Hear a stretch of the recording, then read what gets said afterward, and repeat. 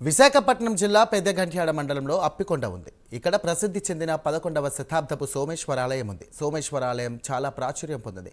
ఈ ప్రాంతంలో మహాశివరాత్రి కోసం పండగ సందర్భంగా స్వామివారు విశేష పూజలు అందుకుంటారు. మరో చిన్న కాశీగా ప్రఖ్యాతిగాంచిన అప్పికొండ ప్రత్యేకలేంటో ఇప్పుడు తెలుసుకుందాం.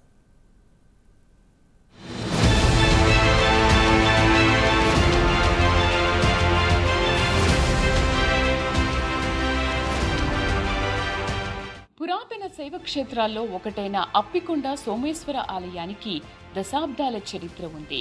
చిన్న కాశీగా పిలువబడే ఈ మహాపుణ్యక్షేత్రానికి 1400 సంవత్సరాల చరిత్ర ఉందని పూర్వీకులు చెప్పిన మాట. విశాఖ జిల్లా పెదగంట్యాడ శివారు అప్పికొండ సముద్ర తీరాన విశాల ప్రాంగణంలో కొలువైన సోమేశ్వరుడు స్వయంభూగా వెలిసి కోరిన వరాలిచ్చే పరమేశ్వరుడిగా పేరుగాంచాడు.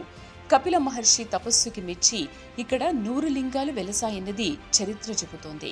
కాలక్రమేణా 95 శివలింగాలు కాలగర్భంలో కలిసిపోగా 5 లింగాలు మాత్రమే ప్రస్తుతం పూజలందుకుంటున్నాయి.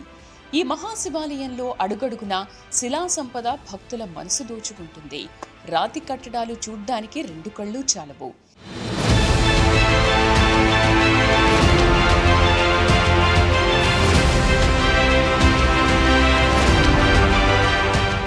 ఈ శైవ క్షేత్రంలో ఏటా జరిగే మహాశివరాత్రి ఉత్సవాలకు లక్షలాదిగా భక్తులు తరలివస్తారు. ఒకవైపు సాగర తీరం, మరోపక్క ఆధ్యాత్మిక శోభ భక్తులను కట్టిపడేస్తోంది. శివరాత్రి జాగరణకు వచ్చే భక్తులకు ఇక్కడ దేవాదాయ ధర్మాదాయ శాఖ విస్తృత ఏర్పాట్లు చేస్తోంది. స్వయంభూగా వెలిసిన పరమేశ్వరుని దర్శనంతో సకల కోరికలు నెరవేరుతాయన్నది భక్తుల విశ్వాసం. మన ఈ క్షేత్ర మహత్యం ఏంటంటే, విశిష్టత ఏంటంటే, దేవాలయం 1400 సంవత్సరాల క్రితం చరిత్ర కలిగిన ఆలయంగా, అలాగే శిలాశాసనాల ద్వారా తెలుస్తూ ఉంది. మరి ఈ దేవాలయం ఏంటంటే పంచలింగ క్షేత్రంగా కూడా పేరు ప్రఖ్యాతులు పొందినటువంటి ఈ యొక్క ఆలయం. ఈ క్షేత్రంలో 5 లింగాలు ప్రత్యక్ష దర్శనం మనకి ఇస్తుంటాయి. అలాగే ఆ 95 శివలింగాల కాలగర్భంలో కలిసిపోయి ఉంటాయి. మరి ఇన్ని శివలింగాలు ఇక్కడ వెళ్ళడానికి గల కారణం ఏమిటంటే, ఒకనొకప్పుడు కపిల మహర్షి వారు సాగర తీరాన ప్రయాణిస్తూ ఉండగా ఈ ప్రదేశం మహర్షి వారికి నచ్చి తన పేరు మీదుగా ప్రసిద్ధిగాంచిన పుణ్యక్షేత్రం వెళ్ళాలనే సంకల్పంతో సూర్యాస్తమయం నుంచి సూర్యోదయం లోపు ఒక రాత్రికి రాత్రి అతను చేసే తపస్సులో 101 శివలింగాలు ఉద్భవింప చేయాలన్నటువంటి సంకల్పంతో ఆయన తపస్సు చేయగా అతను చేసే తపస్సుకు 100 శివలింగాలు మాత్రమే వెలిసాయి. 101వ వెలియలేదు. 101 కూడా వెలుస్తుంటే ఈ క్షేత్రానికి, ఈ ప్రాంతానికి ఇంత కష్టపడి చేసినందుకు ఆ కపిల మహర్షి పేరు మీదుగా కపిల కొండగా పేరు ప్రఖ్యాతులు ఉన్నాం. మరి ఇన్ని శివలింగాలు వెలిసి ఒక్క శివలింగం వెళ్ళలేదన్నటువంటి కోపోద్భుతుడై ఇటువంటిది కపిల కొండగా పేరు పొందకూడదు, ఎక్కడా లోకంలో మరి ఇంకా ఆయనకి ఆ శివలింగం అప్పుకొట్టలేదు అన్నటువంటి కోపంతో అప్పుకొండగా మిగిలిపోవాలని శపించడం జరిగింది. ఆ అప్పుకొండ క్రమేపీ అప్పుకొండగా పిలువబడుతూ స్వామివారిని ప్రత్యక్ష దర్శనిస్తూ ఇక్కడ ఉన్నారు.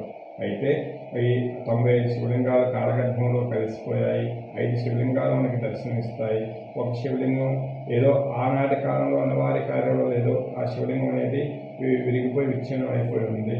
కాబట్టి కనిపించే 4 శివలింగాలకి ఆ రాజుల కాలంలో చోళులు కావచ్చు, వారి తర్వాత వారు కావచ్చు, మరి దేవాలయాన్ని అంతా కూడా ఈ 1400 సంవత్సరాల సుమారు చరిత్రగల ఆలయంగా ఆ కాలంలో నిర్మించారు ఈ దేవాలయాన్ని. అయితే మహాశివరాత్రికి 2 నుంచి 2.5 ఇంకా వీలైతే 3 లక్షల మంది కూడా ఈ సముద్ర స్నానాలకు వస్తారు. అలాగే స్వామివారి దర్శనం కూడా వస్తారన్నటువంటి అంచనాలు ఉన్నాయి. అయితే భక్తులు ఎంతమంది వచ్చినా కూడా స్వామివారి దర్శనానికి ఎటువంటి ఇబ్బంది లేకుండా, అలాగే రావడానికి వెళ్ళడానికి కూడా ఎటువంటి ఇబ్బంది పడకుండా అన్ని విధాల అన్ని 11-12 డిపార్ట్మెంట్ల వారు కూడా, అన్ని శాఖల వారు కూడా ఈ యొక్క ఉత్సవాన్ని అంగరంగ వైభవంగా దిగ్విజయంగా ఈ పండుగని ఎంతో దీనిగా తీసుకొని చక్కగా జరిపిస్తున్నారు.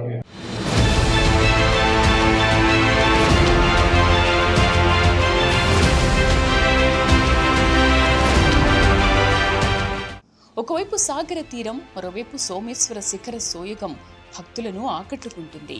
మహిమాన్విత క్షేత్రం, చెదరని శిలా సంపద.